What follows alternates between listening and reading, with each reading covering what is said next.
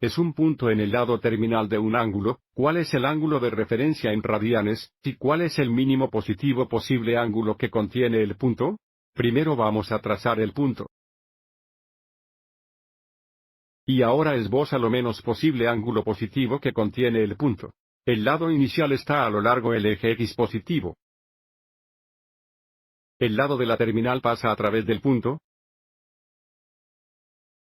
Y tenemos rotación en sentido contrario a las agujas del reloj. Este sería el más pequeño posible ángulo positivo que contiene el punto.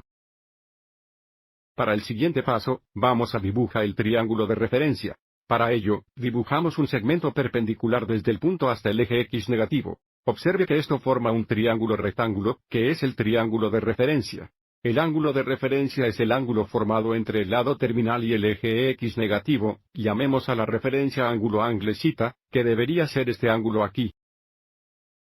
Debido a que la coordenada X es -4, podemos etiquetar el lado adyacente del triángulo de referencia con -4, y como Y es positivo 2, podemos etiquetar el lado opuesto 2. Sin embargo, al determinar el ángulo de referencia, podemos usar el valor absoluto de X, y para las patas del triángulo de referencia, vamos a esbozar una referencia más amplia.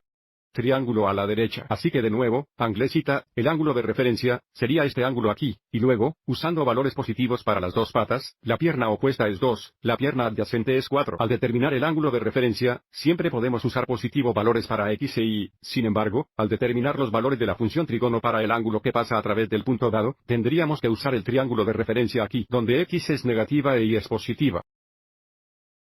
Usando el triángulo rectángulo, saber que la tangente θ es igual a la relación de lo opuesto lado al lado adyacente, lo que significa que la θ tangente es igual a 2 dividida por 4, lo que simplifica a la mitad, y por lo tanto θ es igual a la tangente inversa de la mitad. De nuevo, θ es el ángulo de referencia. Y ahora vamos a la calculadora. Queremos asegurarnos de que la calculadora está en modo de radianes y, a continuación, pulse segundo, tangente, para tangente inversa, 1 dividida por 2, cerrar paréntesis y escriba con 4 decimales, tenemos 0,4636 radianes.